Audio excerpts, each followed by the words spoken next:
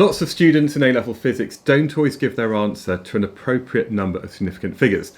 So what we're going to look at is some numbers here. We're going to look at the number of significant figures in each of those, and then the rule that you should follow when it comes to presenting your final answer.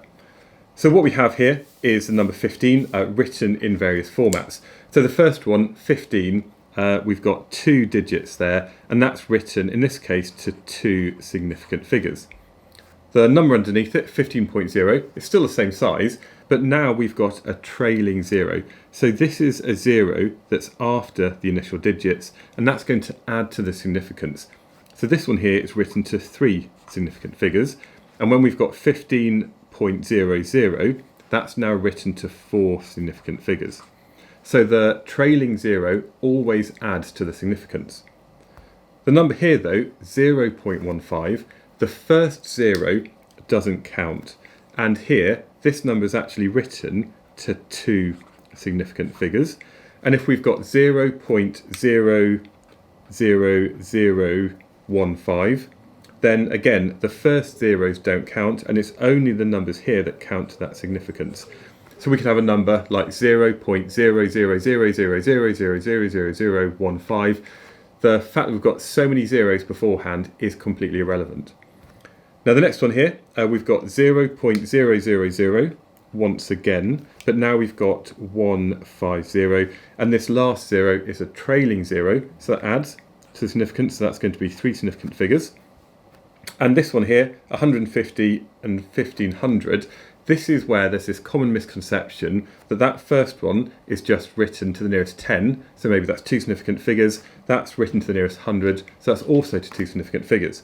But in fact, the first one should be written to 3 significant figures, and the next one is actually written to 4 significant figures, because these trailing zeros, they still add to that significance. So let's have a look at that one there in a bit more detail. So we begin with 1500, which sometimes it could be seen to be 2 or even 3 or 4 significant figures.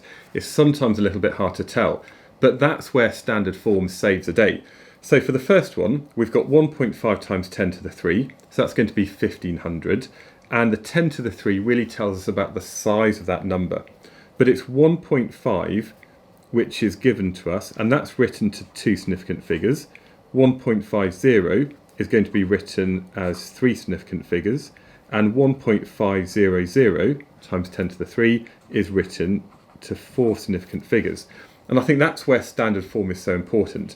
The number here, 10 to the 3, or it could be 10 to the minus 3, 10 to the 6, that just tells us about the size of that number. But the first part here tells us about how much detail or how much information we actually have about that number. Perhaps it's something that's been measured in a physical experiment. And 1.500, although it's the same size as 1.5 times 10 to the 3, it's written to much more significance. So if you're ever unsure about how to best display your answer, standard form is often a really good approach. So let's have a look at a worked example. A standard bit of A-level physics, we've got the acceleration of an object. Now we're trying to work out the acceleration, how much quicker it gets per second. We've got the initial and final velocities, and we know the distance. So I'm just going to highlight some of that key information. And just by the side of it, I'm going to write A, which is the acceleration we're trying to measure. We've got our initial, our final velocities, and the displacement S. Now this doesn't use any A-level specific physics. This is stuff that you will have learned at GCSE, and you might be aware of the equation that says v squared plus u squared is 2as. At A-level we tend to write v squared is equal to u squared plus 2as. I can then rearrange that to make A the subject, and I can then put in the numbers, which when I work it out on a calculator gives me an answer equal to 0.5621606008.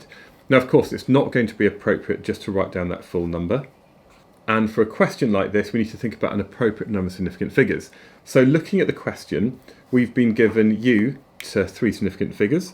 We've been given the final velocity to 2 significant figures, because that 0 adds to the significance because it's a trailing 0, and then we've got 4 significant figures over here. Now it doesn't really matter how many significant figures we measure that distance to.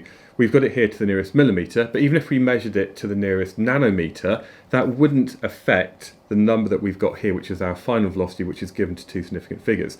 So this is the limiting factor, so we can only really justifiably give our final answer to 2 significant figures as well.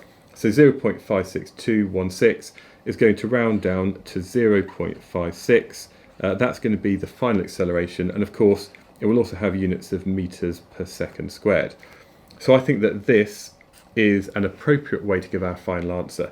So the rule is, in A-level physics, is that you always give your final answer to the least number of significant figures that are given to you in the question. In this case that happens to be 2 significant figures, and therefore my final answer is also equal to 2 significant figures. By the way, this is just one of many videos I've made covering all of the maths that you need to understand for A-level physics.